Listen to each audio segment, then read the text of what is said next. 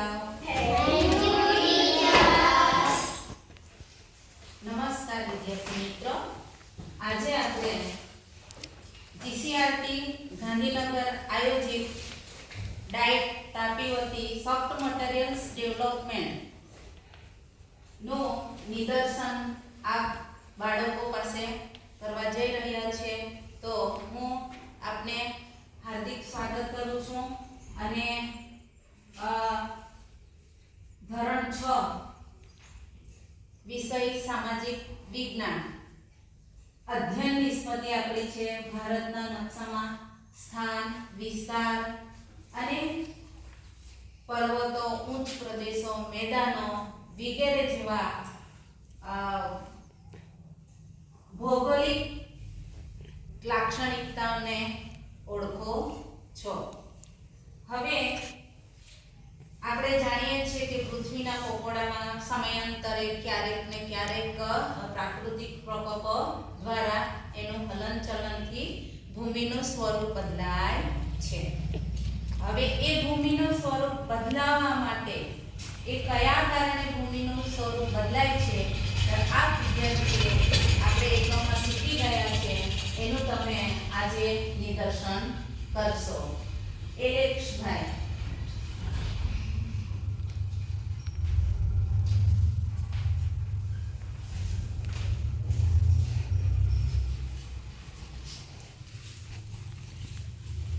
પ્રદેશની ઊંચાઈ પ્રમાણે જમીન ભાગોને પર્વત, ઉચ્ચ પ્રદેશ, મેદાન વગેરે નામથી ઓળખવામાં આવે છે. ભૂમિ સ્વરૂપોમાં પ્રકાર: પર્વત, ખીણ, ઉચ્ચ પ્રદેશ, મેદાન, ટાપુ, સમુદ્ર સપાટી. સમુદ્ર સપાટીથી લગભગ 900 મીટર વધુ ઊંચાઈ ધરાવતા તેમજ કે ઓછા કે તીવ્ર ઢાળવાળા સાંકડા શિખરોને પર્વત કહેવામાં આવે છે.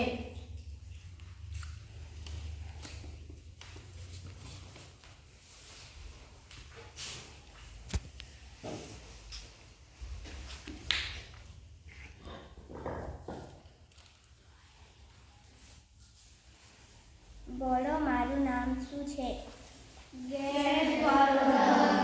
મોટા ભાગે સમુદ્રના તળેટીમાં પ્રદેશો કે જળાશયોના કારણે નિક્ષેપણ બંને બાજુથી દબાણ આવતા કરચલીઓ કે ગેડ પડે છે અને ઉર્ધ્વ વળાંકને આપણે શિખર તરીકે ને અધો વળાંકને આપણે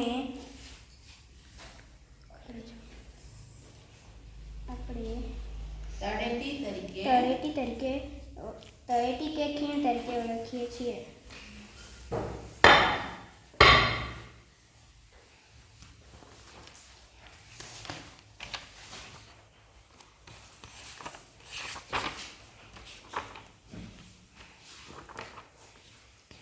એશિયામાં હિમાલય, યુરોપમાં આલ્પ્સ,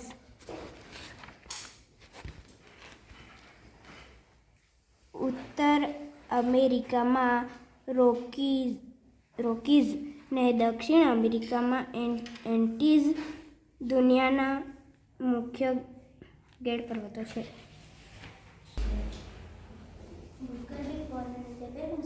બે ભૂમિસ્વરૂપ પર ખેંચાણ કે ફાટ લાગે છે ત્યારે તેમાં તિરાડ કે ફાટ પડે છે. આથી આજુબાજુનો ભાગ બેસી જાય છે. વચ્ચેના ભાગ સ્થિર રહે તે ખંડીય પર્વત અને બોલો, હું કોણ છું? ભૂગર્ભિક મોરંજો બે ભૂસ્વરૂપ પર ખેંચાણ કે ફાટ પડે છે. આથી આજુબાજુનો ભાગ બેસી જાય છે. વચ્ચેનો ભાગ સ્થિર રહે તે ખંડીય પર્વત અને નીચે બેસી જતા ભાગ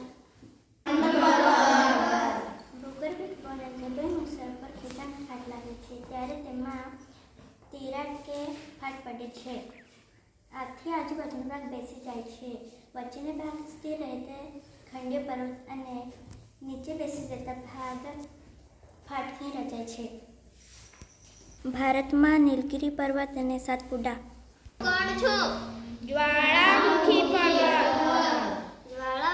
ફાટતા પ્રસ્ફોટન બહાર ફેંકાતા પદાર્થો શંકુ આકારે તરીકે જમા થાય છે.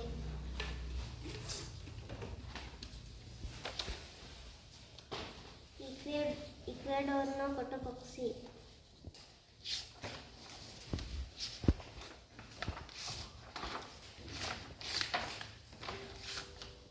ભારતમાં અદમાન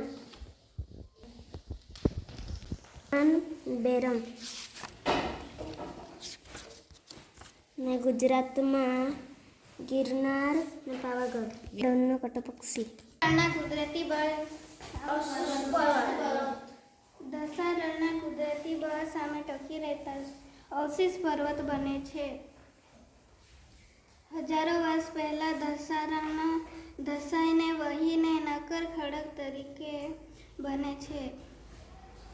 અરવલ્લી નીલગિરી પારસ્થાન રાજમહાલ અવશેષ પર્વતના શ્રેષ્ઠ ઉદાહરણ છે. જાણો. ક્રમ 1 વિકસિત શહેર મેક્સિકો દેશ મેક્સિકો ઊંચાઈ 2300 મીટર. ક્રમ 2 વિકસિત શહેર ક્વિટો દેશ ઇક્વેડોર ઊંચાઈ 2386. ક્રમ 3 વિકસિત શહેર બગાડો દેશ કોલંબિયા ઊંચાઈ 2625 મીટર. ક્રમ 4 વિકસિત શહેર લેહ દેશ ભારત ઊંચાઈ 3500 મીટર. ક્રમ 5 લાફાંસ દેશ તિબેટ ચીન ઊંચાઈ 3520 મીટર. ક્રમ 6 લાફાંસ દેશ કોલંબિયા ઊંચાઈ 8640 મીટર. હું કોણ છું? સમુદ્ર સપાટીથી આશરે 180 મીટર વધુ ઊંચાઈ ધરાવતા તથા ટોચ ઉપરથી પ્રમાણમાં પહોળો અને સપાટ ભૂમિભાગને ઉચ્ચ પ્રદેશ કહેવામાં આવે છે.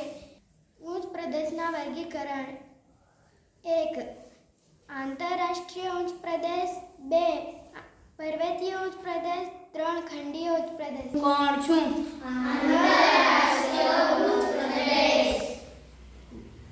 પાણીના ચારે બાજુ ઊંચા પર્વતોના માળામાંથી પૂર્વની રીતે કે આંશિક રીતે ઘેરાયેલા ભૂમિભાગને આંતરરાષ્ટ્રીય પર્વત ઉચ્ચ પ્રદેશ કહેવામાં આવે છે. ભારતનો ઉચ્ચ પ્રદેશ મંગોલિયાનો ઉચ્ચ પ્રદેશ. બોલો હું કોણ છું? પર્વત અને તળેટીમાં તરફ સીધો ઢોળાવ ધરાવતા પ્રદેશને પ્રાંતિક પ્રદેશ કહેવામાં આવે છે. દુનિયાના નકશામાં પેન્ટાગોનિયા ભારત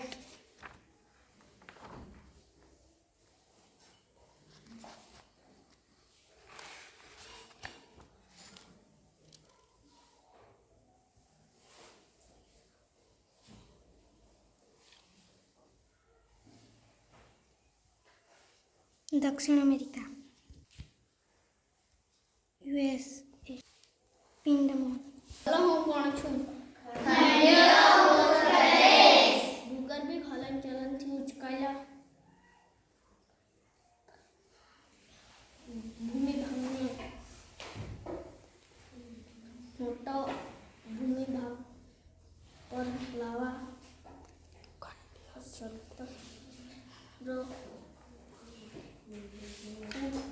ઊંચાઈ ખંડીય ઉચ્ચ પ્રદેશ. મહારાષ્ટ્રના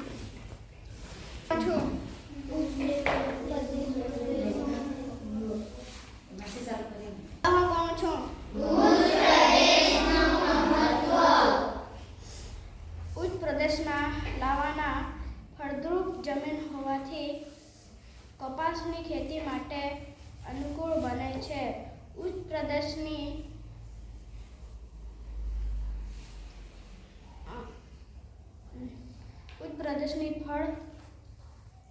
ફળદ્રુપ